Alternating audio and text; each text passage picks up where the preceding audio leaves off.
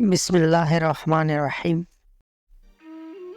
بسم اللہ کی برکت کا واقعہ کہا جاتا ہے کہ کسی علاقے میں خدسالی پیدا ہو گئی۔ اس خدسالی کی لپیٹ میں نہ صرف انسان بلکہ چرند و پرند سب اس کا شکار ہو گئے۔ مویشی مالکان بے حد پریشان تھے۔ اس دوران ایک مسجد کے مولوی نے جمعہ کے خطبے میں نہایت یقین کے ساتھ یہ بات بتائی کہ اللہ کا نام لے کر یعنی بسم اللہ پڑھ کر دریا کو حکم دیا جائے تو وہ بھی نافرمانی نہیں کرتا۔ خطبہ سننے والوں میں ایک چروا بھی موجود تھا۔ مولوی کی یہ بات اس کے دل میں اتر گئی اور اس بات پر اس کا یقین کامل ہو گیا۔ اس نے واپس آ کر اپنے بکریاں کھولی اور سیدھا دریا پر چلا گیا۔ اونچی آواز سے بسم اللہ الرحمن الرحیم پڑھا اور دریا کو کہا وہ اپنی بکریاں چروانے کے لیے دوسرے پار جانا چاہتا ہے اور اس سے کہا کہ مجھے اپنے اوپر سے گزرنے دے۔ یہ کہہ کر اس نے اپنی بکریوں کو لیا اور دریا پر چلتا ہوا دریا پار کر گیا۔ دریا کی دوسری طرف کا علاقہ گھاس سے بھرا پڑا ہوا، درختوں کی پتی بھی سلامت تھی کیونکہ کسی کو یہاں تک آنے کی رسائی نہیں تھی۔ اس نے خوب اچھی طرح اپنے بکریوں کو سیر کروایا اور واپس لوٹ آیا۔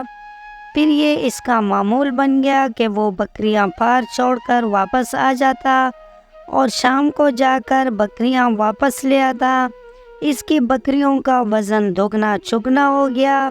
لوگ چونک گئے اور اس سے پوچھا کہ وہ اپنے بکریوں کو کیا کھلاتا ہے۔ وہ سیدھا سادہ اور صاف دل نوجوان تھا۔ اس نے صاف صاف بات بتا دی کہ جناب میں تو بسم اللہ الرحمن الرحیم پڑھ کر دریا پر چل کر اپنے بکریاں دوسری طرف چروانے لے جاتا ہوں۔ یہ بات سب نے سنی مگر کسی نے اس چروائی کی بات پر یقین نہیں کیا کیونکہ یہ ناقابل یقین بات تھی، مگر بات ہوتے ہوتے مولوی صاحب کے پاس پہنچ گئی۔ مولوی صاحب نے اس چرواہے کو بلایا اور سارا ماجرا پوچھا۔ اس چرواہے نے مولوی صاحب کو ہی حوالہ بنا لیا کہ مولوی صاحب میں تو آپ کا شکریہ ادا کرنے والا تھا۔ آپ نے جمعہ کے خطبے میں جو نسخہ بتایا تھا کہ بسم اللہ کہہ کر دریا کو بھی حکم دو تو وہ بھی انکار نہیں کرتا، میں تو بس آپ کے نسخے پر ہی عمل کر رہا ہوں۔ مولوی صاحب حیرت سے اس کے چہرے کو دیکھتے رہے۔ مولوی صاحب نے کہا بھائی صاحب ایسی باتیں تو ہم ہر جمعے میں کرتے ہیں، فقط ان کا مقصد لوگوں کا ایمان بنانا ہوتا ہے، مگر بکریوں والا ڈٹا رہا کہ میں تو بس بسم اللہ کہہ کر پانی پر چلتا ہوں اور بکریوں سمیت پانی پار چلا جاتا ہوں۔ آخرکار مولوی صاحب نے صبح خود یہ تجربہ کرنے کی ٹانی، جسے دیکھنے چرواہے سمیت پورا علاقہ بھی آ گیا۔ مجمع زیادہ تھا۔ مولوی صاحب نے ایک دو بار سوچا کہ انکار کر دوں کہ کہیں ڈوب نہ جاؤں، مگر وہ مولوی صاحب کو کندھے پر اٹھا کر لائے تھے۔ اب بھی جوش و خروش سے اللہ اکبر کے نعرے لگا رہے تھے اور مولوی صاحب کے حق میں تعریفیں کر رہے تھے۔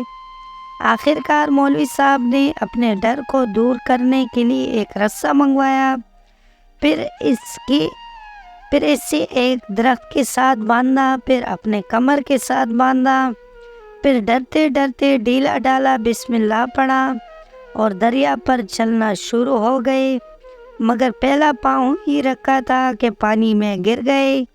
مولوی صاحب ڈبکیاں کھانے لگے اور پانی کے بہاؤ میں بہنا شروع ہو گئے۔ لوگوں نے کھینچ کھینچ کر باہر نکالا۔ مولوی صاحب کی اس حرکت نے چرواہے کو پریشان کر دیا کہ مولوی صاحب کے بسم اللہ کو یہ کیا ہو گیا ہے،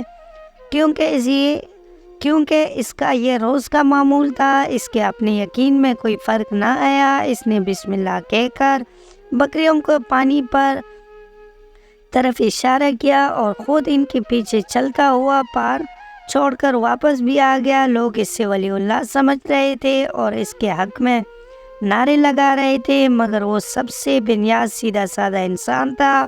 وہ مولوی صاحب کے پاس پہنچا اور کہا مولوی صاحب میں آپ کی بسم اللہ کی تعریف سے کافی پریشان تھا، پانی پر چلتی ہوئی مجھے آپ کی بسم اللہ کی بیماری کا پتہ چل گیا۔ اس چرواہے نے درخت سے بندے رسی کی طرف اشارہ کیا اور کہا مولوی صاحب یہ ہے آپ کی بسم اللہ کی بیماری، آپ کی بسم اللہ کی برکت کو یہ رسہ کہا گیا، آپ کو اللہ اور بسم اللہ سے زیادہ اس رسے پر بھروسہ تھا، لہٰذا اللہ نے بھی آپ کو رسی کے حوالے کر دیا۔